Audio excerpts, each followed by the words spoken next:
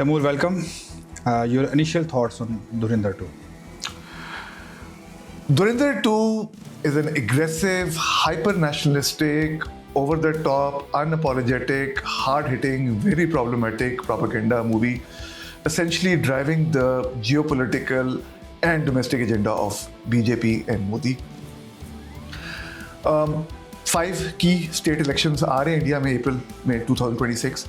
And I think this movie is the best possible political advertisement for BJP. Aditya Dhar, who's the director, in my opinion now has emerged as the biggest poster boy for Hindutva in the entertainment industry, effectively replacing Akshay Kumar. अच्छा, propaganda पे मैं बाद में आऊँगा. धुरंधर 1 versus Dhurandhar 2. It's a very interesting question. Dhurandhar 1, in my opinion, was still an effort, a rather flawed effort to observe the Pakistani landscape, Karachi, Liari, gang war culture, customs culture, politics. और एक हद तक वो largely उस पर उनको success भी हुई है. कुछ चीज़ें they got wrong, some of the stuff they got right. Dhurandhar Part 2 is a simple straight forward revenge saga जिसमें सिर्फ मार धाड़ है, किलिंग है. प्लॉट भी इतना कुछ ज़्यादा कॉम्प्लिकेटेड नहीं है. वो रहमान डकैत की मौत के बाद रणवीर सिंह, हमजा अली मज़ारी जो है वो लियारी गैंग वॉर को लीड कर रहे हैं और 1 by 1 उन्होंने लोगों को कत्ल करना है जिनको वो इंडिया का दुश्मन परसीव करते हैं. और फिल्म के आखिर में कुछ एक दो बड़े मतलब वो सीरियस किस्म के ट्विस्ट एंड टर्न्स हैं. So other than there is a lot of killing, lot of explicit language as well. By the way, जो मैंने मेरे रिसेंट किसी मूवी मैंने इस कदर खौफनाक लैंग्वेज नहीं देखी और इस कदर एक्सप्लिसिट एक्शन मैंने नहीं देखा, इस किस्म का वायलेंस मैंने नहीं देखा. आई डोंट नो हाउ उसको इंडियन सेंसर बोर्ड ने इसको किस तरह अप्रूव किया. अगर आप उसको प्योरली फिल्म मेकिंग के एस्पेक्ट में बात करें तो it's a competent film making. वो आदित्य धर is a competent film maker, is accomplish film maker. Action set pieces बहुत कमाल हैं, बहुत जैसे मैंने कहा खौफनाक एक्शन है. प्रोडक्शन डिज़ाइन बहुत मतलब अच्छा, मैं समझता हूँ आउटस्टैंडिंग डिज़ाइन है. बीजेपी पूरा इन्होंने बैंकॉक में कराची का सेट लगाया, which is quite believable in certain veg. Specially जिनको कराची या लियारी का नहीं पता उनको काफ़ी ज़्यादा बिलीवेबल लगेगा भी. Music wise, Part 2 is weak. Part 1 music was bang on. It was a great combination of hip hop, rock, qawwali and a lot of experimentation, and it turned out quite well. Became a sensation. Acting Part 1 में भी बड़ी accomplished थी. Part 2 again, Ranveer, very talented actor, accomplished actor. One of the finest India has produced. Rest of the cast, Sanjay Dutt, सब I think everyone had done their job. Rahman डकैत और वो अक्षय खन्ना का character definitely miss हुआ है, which was the highlight of Dhurandhar 1. So purely as a film, it is a competent piece of cinema. That's how I look at it. What about the propaganda? Let's talk about it. It's a long discussion, propaganda. तो मेरा film makers के बारे में ये मेरा believe है कि film makers have the right to take creative freedom, to take freedom in the narrative. Facts को थोड़ा सा डिस्टॉर्ट करना, ऊपर नीचे करना, specially in a propaganda movie, it's absolutely fine. I completely get that, I completely understand. But it becomes very problematic when you're not distorting facts. You're actually creating new facts. When you're creating this new parallel verse, when you're creating this new reality, this is what Dhurandhar 2 has done. उन्होंने एक पूरी parallel नई history create की जिसका actual history से कोई ताल्लुक नहीं है. वो जो Orwellian philosophy है ना, उसकी complete and utter बड़ी successful उसकी ये manifestation है. और मैंने अपने इंट्रोडक्शन में भी कहा था कि वो बीजेपी के जियो पॉलिटिकल के साथ बीजेपी के डोमेस्टिक एजेंडा को भी वो फिल्म ड्राइव कर रही है. एक तो वो पूरी फिल्म में हर थोड़ी देर बाद जो पाकिस्तान में कोई ना कोई बंदा जो है ना वो एक चाय वाले के बारे में कंप्लेन कर रहा है कि चाय वाले ने हमारा बेड़ा गर्क कर दिया है, चाय वाला जो है वो हमारी ज़िंदगियाँ अजाब में डाल रहा है और हम पूरी कोशिश के बावजूद चाय वाले को जो है ना उसको हम नुकसान नहीं पहुंचा रहे. सो चाय वाले वो मोदी साहब को रेफर कर रहा है. सो एक बड़ी शेमलेस एंडोर्समेंट ऑफ है. इसी तरह वो दाऊद इब्राहिम दिखाया पाकिस्तान में और डिस्टॉर्शन क्या, ऑल्टरनेट रियलिटी ये है कि दाऊद इब्राहिम पूरी की पूरी पाकिस्तानी ना सिर्फ पॉलिटिक्स को कंट्रोल कर रहे हैं, पाकिस्तान में किसने प्राइम मिनिस्टर बनना है, किसने प्रेसिडेंट बनना है, पाकिस्तान की नई पॉलिसी क्या होगी, everything is being controlled by Dawood Ibrahim, which is hilarious. फिर पाकिस्तानी पॉलिटिशियंस की जो उनकी अपनी कॉन्वर्सेशन दिखाई गई हैं, they have been portrayed as very clumsy, hilarious, वो जोकर नुमा लोग हैं जिनको कोई सीरियस बात कर नहीं सकते. It is a very hilarious and very sad and tragic portrayal of Pakistani politicians. और आई एम श्योर जो भुट्टो के और नवाज शरीफ के जो अपोजिंग हैं पीटीआई प्रीडोमिनेटली, वो तो शायद देख के खुशी होंगे, बट वो जो बड़ा ही अहमखाना किस्म का है, बड़ा मतलब you could feel just very non serious way of जिसने भी वो राइटिंग की है, बड़ी वो पुअर राइटिंग की है। पाकिस्तानी एजेंसीज पे भी ये भी इल्ज़ाम लगाया गया कि पाकिस्तान और दाऊद इब्राहिम और एजेंसीज ने मिलकर इंडिया में मोदी साहब के इलेक्शन को ख़राब की है, उनको इलेक्शन में हरवाने की कोशिश की। पाकिस्तान का इंडियन इलेक्शन में आज तक कोई इन्वॉल्वमेंट का सबूत नहीं है कभी। सो अगेन कंप्लीट डिस्टॉर्शन, एक क्रिएशन ऑफ न्यू फैक्ट है। वो मोनेटाइजेशन पॉलिसी अगर आपको याद होगा 2016 में मोदी साहब ने की थी, उसका भी उन्होंने एक नया उसमें सिलसिला जोड़ दिया है। फिल्म की टाइम क्रोनोलॉजी भी बड़ी गड़बड़ है, मतलब गलत डेट्स में क्या चीज़ें किस तरह हो रही हैं कुछ इनको समझ नहीं है, कोई सिर पैर नहीं है।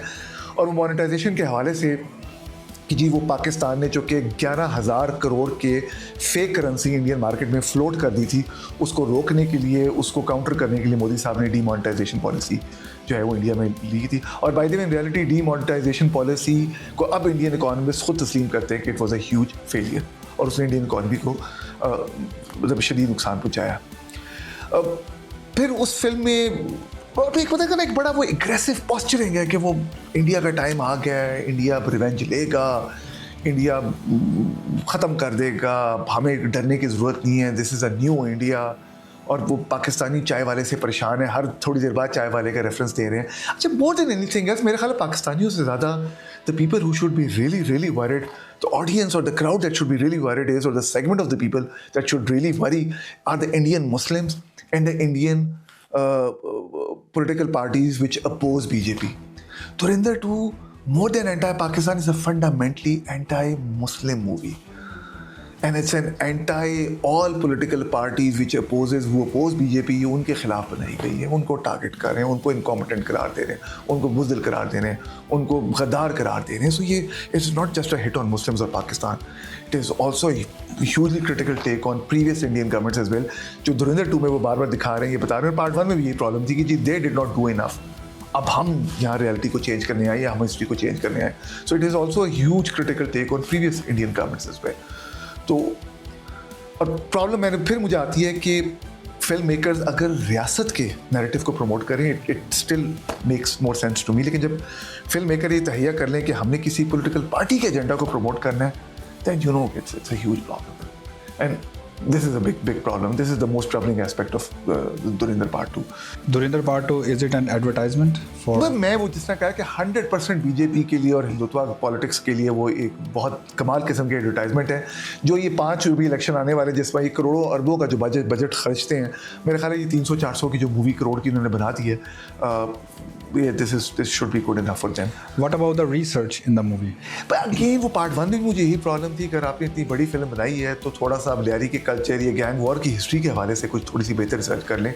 500 करोड़ की मूवी में 10 लाख रुपया 20 लाख रुपया देके आप पाकिस्तानी पॉलिटिक्स, पाकिस्तानी तारीख, पाकिस्तानी पॉलिटिकल हिस्ट्री पर भी बेहतर अनफॉर्चुनेटली रिसर्च कर सकते थे, जो कि इन्होंने नहीं किया है। So purely in terms of propaganda, मतलब मैंने I've honestly not seen anything like this previously, and I've seen a lot of Indian movies for that matter. But this movie is a complete shock. मतलब ये उस तरह कि पाकिस्तान में अगर कोई ये डिसाइड कर ले ISPR कोई हमने एक फिल्म बनानी जिसमें हम इंडिया पे ये इल्ज़ाम लगा देते हैं कि इंडिया पाकिस्तान में इलेक्शन को रिग करता है, तो वो I mean I'll be like कि यार भाई okay come on don't do that, it has never happened and it's probably not going to happen, so please don't create a new reality. तो वो पार्ट 2 में धुरंधर में उन्होंने बेसिकली यही किया कि एक नई reality after reality, one new fact after another create किया, जिसका एक्चुअल हकीकत से, एक्चुअल ग्राउंड रियलिटी से कोई ताल्लुक नहीं दूर दूर तक। इंडियन क्रिटिक्स ने किस तरह से इस फिल्म को परसीव किया? अच्छा, मैंने उस पर काफ़ी इंडियन क्रिटिक्स को मैं देख रहा था interestingly.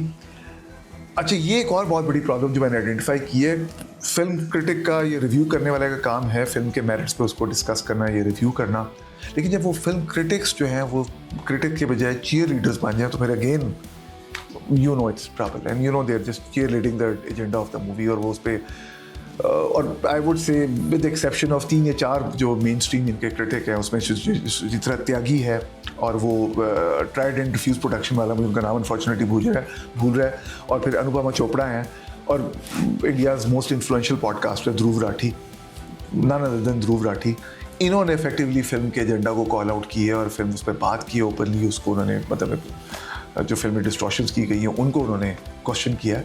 Other than that I think almost all Indian film critics decided to become cheerleaders and review in a movie in this very sort of patriotic limelight और वो yes बन गई ये फिल्म, क्या बात है। फिर मैं फेसबुक पे भी देख रहा था, इंटरेस्टिंगली मुझे नहीं पता वो असली अकाउंट है या फेक अकाउंट है, कि वो कोई इंडियन नाम आता था या कोई पर्टिकुलरली कोई हिंदू नाम आता था, पीछे लंबा पैराग्राफ होता था जिसमें लिखा होता था कि हमें कोई डरने की, परेशान होने की ज़रूरत नहीं है, वी शुड बी वेरी अनपॉलोजेटिक, ये नया इंडिया है, हम गुस्से में हैं, ये हमारी रियलिटी है। एक और इंडियन फिल्म मेकर है हुज बेस्ड इन यूएसए, उन्होंने द प्रिंट में तो एक आर्टिकल में इस पूरी फिल्म को महाभारत जो इनका एंशिएंट हिंदू बैटल है उससे इसका पैरेलल ड्रॉ कर दिया कि जी ये मॉडर्न मैनिफेस्टेशन ऑफ महाभारत है। तो वो तो इतना तो मुझे लग रहा था कि उनके जज्बात जो थे, वो उनके जो मजहबी जज्बात थे वो इतने उभर रहे थे, and I was literally shocked when I read that article. So नहीं, अनफॉर्चुनेटली आई थिंक मेजॉरिटी जो उनके फिल्मी नकाद हैं उन्होंने फिल्म के एजेंडा पर उन्होंने तालियां बजाई, उसको सपोर्ट किया और उस पर उन्होंने खुशी का इजहार किया, और जो काम उनको करना चाहिए था अनफॉर्चुनेटली उन्होंने नहीं किया। Okay, how you see the way forward for Bollywood? Bollywood way forward, बात यह है कि 2014 ऑनवर्ड्स वो हमने जो इंडियन नेशनलिज्म या हिंदुत्व नेशनलिज्म, जो भी उसको आप नाम ले लें, उसको प्रमोट करने के हवाले से इंडियन फिल्म इंडस्ट्री में एक बड़ी तब्दीली आते देखी है।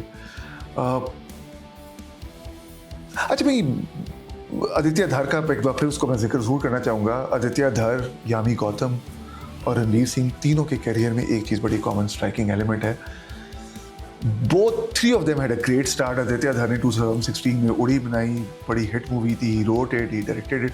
उसके बाद for 10 years he became completely irrelevant। उनका एक स्क्रिप्ट आफ्टर अनदर स्क्रिप्ट उनका रिजेक्ट हो रहा था, और फिर फाइनली धुरिंदर पार्ट 1 और पार्ट 2 आया। यामी गौतम 2012 में विकी डोनर या 13 में उनकी आई थी, it was a huge hit। उसके बाद for good 10-12 years she became completely irrelevant, and then article 370 I which was about वो जो कश्मीर का था। फिर उसके बाद हक आई, and make no mistake about this, Yami Gautam is a fabulous actress, she has a screen presence, she has great acting skills, and yet you could see that without ever adopting the posturing of Kangana Ranaut, she is exactly doing what is required to promote anything which goes against the interest of minorities।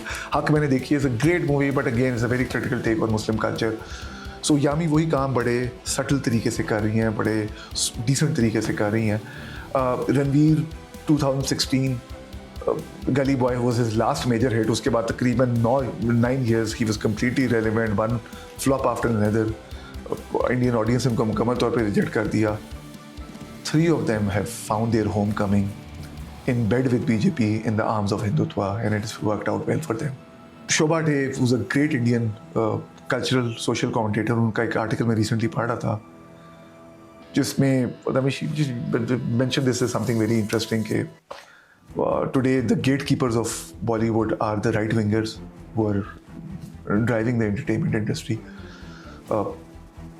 Farid Khan, Salman, Shahrukh, जो almost were on the verge of retirement, या उनको काम उनका तकरीबन ख़त्म होने वाला है, once they are gone the whole multiculturalism aspect of the film industry, the secular face of industry will completely collapse, replaced by the Hindu nationalists who are going to direct or drive their own narrative or create a entirely new type of cinema। But should I lose hope from the Indian film industry? I mean, this is a system जो अभी तक, this is a system which still produces a movie like Lapata Lady, like 12th Fail और 12th Pass, मैं नाम confuse कर रहा हूँ, और recently home bound which was an absolutely ridiculously fabulously beautiful cinema. धड़कन 2, सो धड़क 2 आई थिंक, मैं धड़कन से कंफ्यूज कर रहा हूँ, फिर वो नाम बाजू कर कंफ्यूज हो जाते हैं। सो ये वो ऐसी भी फिल्में हैं जो सिस्टम प्रोड्यूस कर रहा है, जो कि मेन स्ट्रीम नैरेटिव को अभी भी चैलेंज करती हैं, उनके मेन स्ट्रीम हिंदुत्व नैरेटिव को चैलेंज करती हैं, जो इंडियन इश्यूज़ को क्रिटिकली हाईलाइट करती हैं। अभी भी वहाँ से secular intellectually driven film makers की कमी नहीं है, ऐसे लोगों की कमी नहीं है जो इस बीजेपी के जो पूरा एक हार्ड लाइन एजेंडा है उसके अगेंस्ट जाना चाहते हैं। So I have not completely lost my hope from Bollywood. I think कहीं ना कहीं भी फिल्म मेकर ऐसे हैं जो वो आर सेन, वो still trying to deliver good cinema, good solid cinema. And I won't lie to you, I suddenly now miss Karan Johar's silly, stupid, dramatic cinema. There was a time when I used to hate it, and now I'm suddenly like, नहीं यार, ये होना चाहिए, cinema इस किस्म की फिल्में आती रहनी चाहिए. Don't give people too much of that hard-hitting content which is full of hatred and resentment and anger and gussa and nafrat. Give them something soft, give them something sweet, give them something they can, because the world is already a very troubled place. We need more smile, we need more soft, warm moments. Or Dhurandhar 2 is, it's Dhurandhar 2 just represents the modern reality of the world. This is where I sum up my review or analysis or whatever you call it. Thank you. Thank you very much.